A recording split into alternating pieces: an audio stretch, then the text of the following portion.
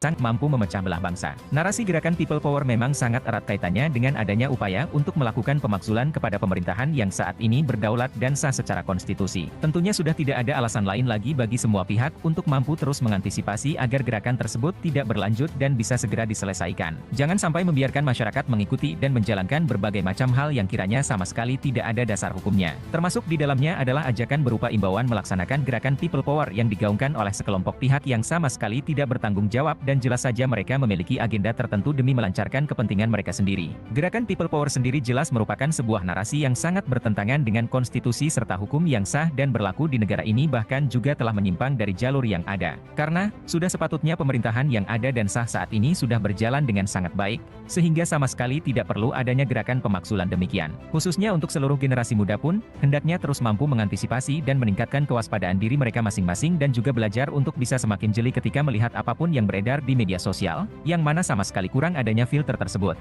Jika terdapat suatu gerakan ataupun isu yang kiranya sangat berpotensi untuk menyebabkan terjadinya provokasi dengan disertai berbagai macam ajakan yang ilegal dan bermuara pada pemakzulan pemerintahan yang sah dan berdaulat meski di dalamnya terdapat embel-embel apapun yang sepertinya seolah itu adalah baik, hendaknya bisa dilakukan pengecekan dan verifikasi terlebih dahulu. Dalam hal ini, peranan seluruh masyarakat di tanah air termasuk juga kepada para generasi muda memang menjadi hal yang sangat penting untuk semakin meningkatkan akan filterisasi apapun informasi yang mereka serap dan mereka terima di media sosial. Biasanya pemuda yang masih mencari jati diri adalah mereka yang akan dengan sangat mudah ikut arus begitu saja dan biasanya juga mudah untuk terprovokasi, sehingga kewaspadaan diri memang sangat penting untuk ditekankan. Memasuki tahun politik, yang mana pelaksanaan pemilihan umum pada tahun 2024 mendatang semakin dekat. Biasanya memang akan secara tiba-tiba muncul adanya sekelompok massa tertentu yang memiliki agenda praktis tertentu dan berupaya untuk terus mencari massa dengan jumlah yang banyak hingga akan menunggangi massa tersebut hanya demi kepentingan mereka sendiri. Untuk masyarakat, harus menyadari bahwa memang negara ini menganut dan menjunjung sangat tinggi adanya asas demokrasi,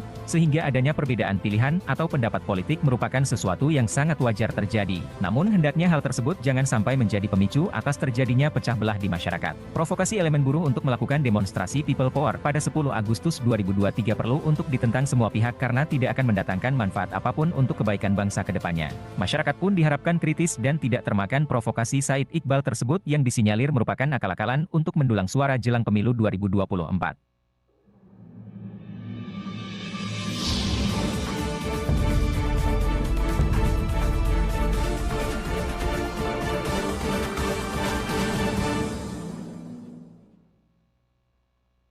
Semua warga negara Indonesia tanggal Manusia rosokan, manusia brengsek.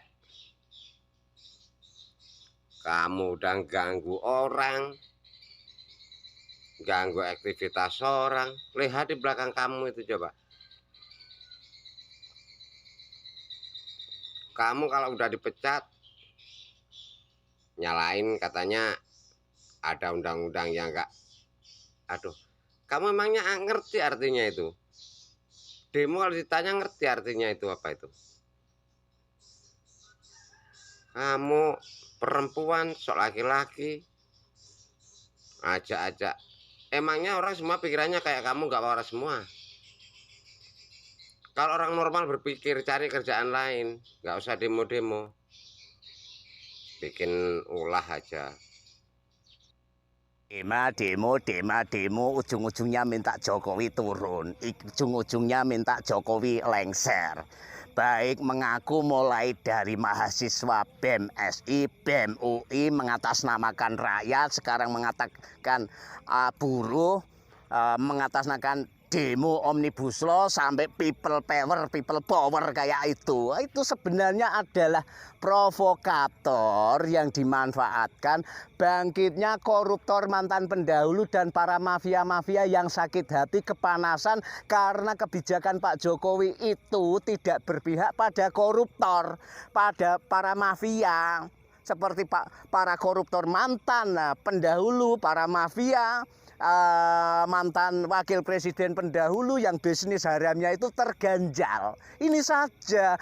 Dan orang yang membenci Pak Jokowi orang sakit hati yang tidak mendapatkan jabatan selama Pak Jokowi menjadi.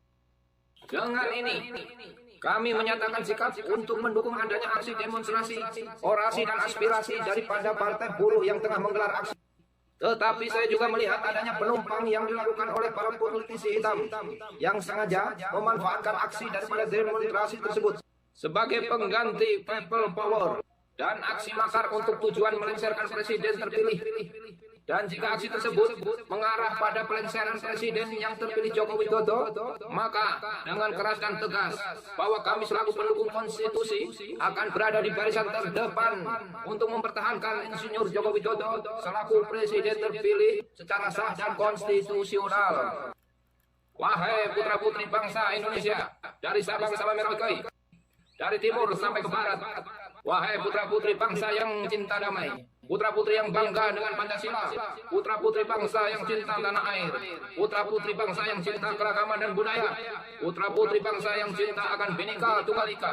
Hari ini, saat ini, detik ini, demokrasi kita telah dihadang oleh beberapa kelompok yang nyata-nyata secara terang-terangan sangat membahayakan keselamatan dan keamanan bangsa dan negara.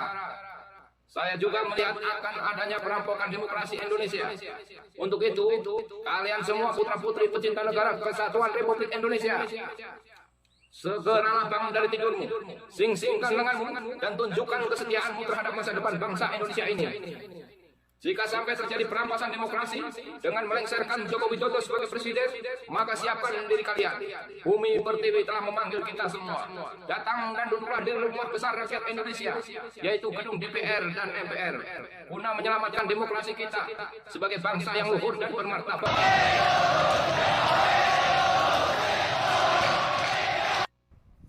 Ini mahasiswa pada ngapain sih? Nggak guna bener kalau nyuruh Jokowi turun.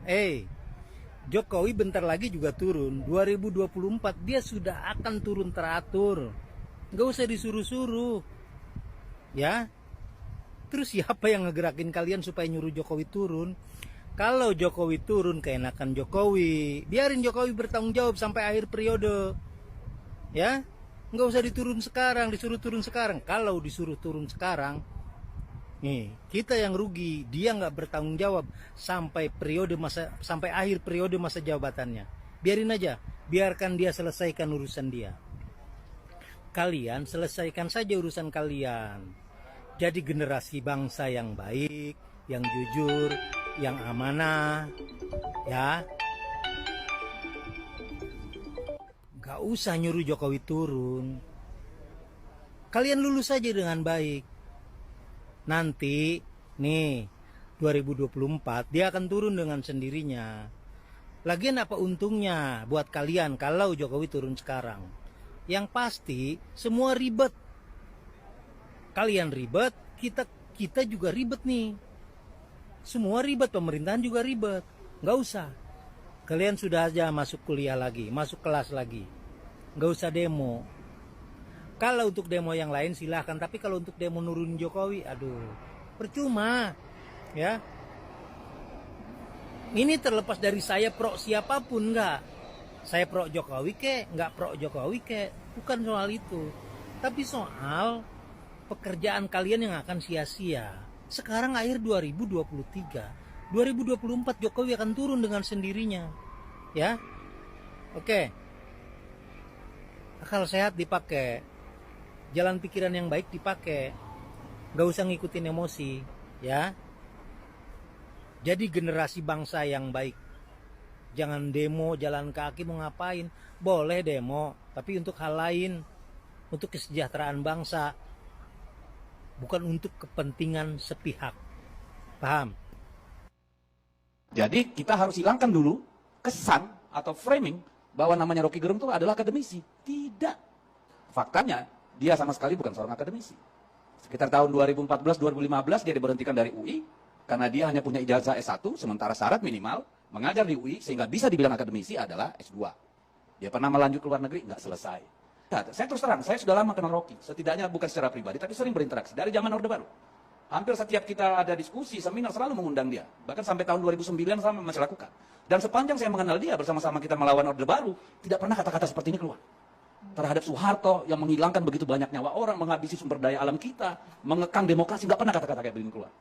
Sesuatu yang cerdas. Tetapi begitu dia menjadi pedagang kata-kata, disitulah mulai terjadi. Menurut saya, dia kehilangan entitas intelektualnya. Kalau kita mau memungut kata-kata Antonio Gramsci, inilah yang disebut dengan intelektual anorganik, intelektual tukang yang bekerja berdasarkan pesanan. Kenapa? Karena dia hanya menyerang satu pihak secara konsisten, yaitu pemerintah. Pesanan gimana nih Bang maksudnya? Bang? Dengar dulu, tidak ada satupun yang saya tahu seorang filsuf mengeluarkan kata-kata rendahan kayak begini. Assalamualaikum warahmatullahi wabarakatuh. Saya Ahmad Khotamil Anam, Ketua Pimpinan Cabang Gerakan Muda Ansor Kabupaten Madiun, mengajak kepada seluruh masyarakat Kabupaten Madiun pada khususnya dan masyarakat Indonesia pada umumnya untuk menolak dengan tegas atas seruan dari kelompok-kelompok yang hendak bikin gaduh bangsa Indonesia, yaitu seruan People Power pada 10 Agustus 2023 bahwa pemerintah Indonesia di bawah kepemimpinan Presiden Joko Widodo sudah sangat memperhatikan rakyat Indonesia. Pembangunan infrastruktur, kebijakan-kebijakan, semuanya hanya untuk masyarakat Indonesia. Sehingga tuduhan-tuduhan ataupun ejekan-ejekan dari perorangan maupun kelompok atas pemerintahan Indonesia ataupun Presiden Jokowi, saya minta aparat hukum harus bertindak tegas, harus menindak semua yang menjelek-jelekkan Presiden Jokowi. Demikian, dan sekali lagi saya minta masyarakat untuk tidak ikut-ikut, untuk tidak terlibat, untuk tidak terprovokasi dalam gerakan People Power tanggal 10 Agustus tersebut. Terima kasih. Wassalamualaikum warahmatullahi wabarakatuh.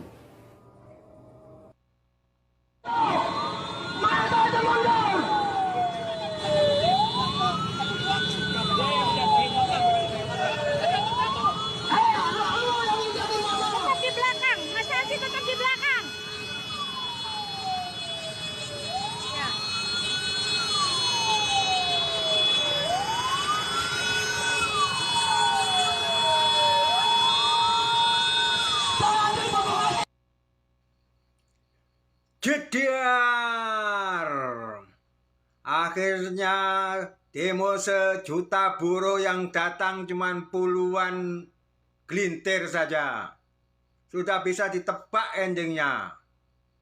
Endingnya adalah tetap turunkan Jokowi, turunkan Jokowi. Jadi bisa ditebak. Mulai dari 211, 411, People Power, dan hari ini 10 Agustus, pelakunya bukan buruh, tapi orang yang dibayar untuk menjadi buruh. Kepala demonya juga orang-orang yang sakit hati. Itu bisa didengar itu narasinya siapa. Itu Roger Romli yang selama ini sengek pikirannya.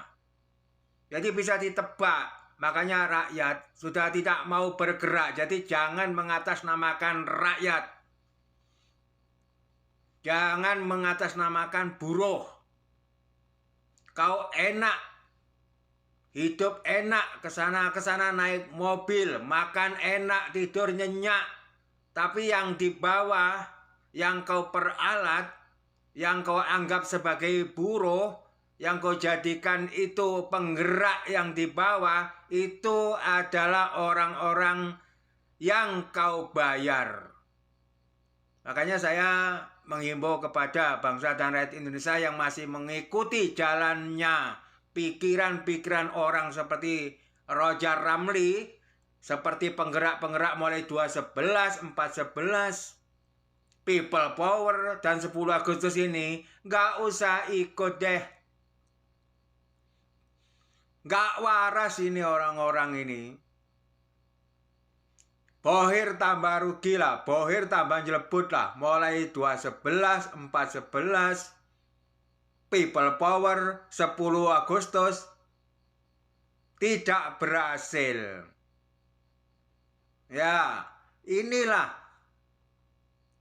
orang-orang yang sakit hati selama ini yang ingin menurunkan Pak Jokowi secara paksa. Nggak diridhoi oleh Allah. Dari dulu kalau dia nih ya kan nak menjatuhkan si Jokowi. Tapi tak pernah jatuh. Nah, dulu ada tahun yang lewat dikeroyok masa dia habis babak belur berdarah-darah pocah mukanya itu semua sekali. Giginya habis. Itu gigi tak ada gigi itu dikeroyok masa. Nah, saking boncinya sama si Jokowi dikeroyok masa dia. Terus sekarang nak diulangi apa katanya? Tanggal 10 ini katanya 2023 pasti katanya si Jokowi jatuh kedudukannya sebagai presiden.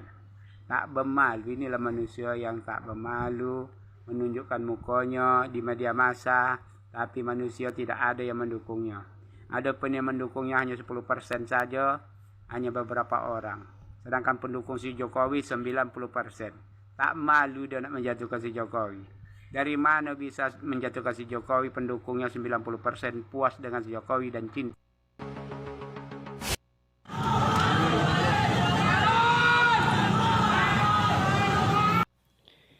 Izin stick Juragan, kalau melihat tayangan tadi, pada akhirnya mereka yang masih mempunyai pendapatan secara bulanan atau katakanlah honor yang mereka terima baik harian, mingguan atau bulanan, tapi mereka masih mendapatkan upahnya.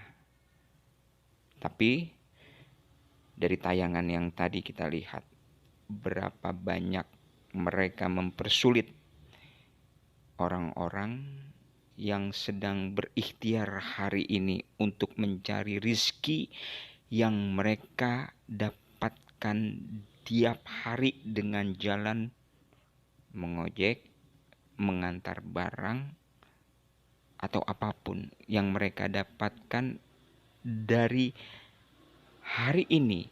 Mereka harus keluar mencari rezekinya. Unjuk keramaian, unjuk dukungan, yang tidak semuanya menikmati apa yang sedang yang kalian katakan memperjuangkan.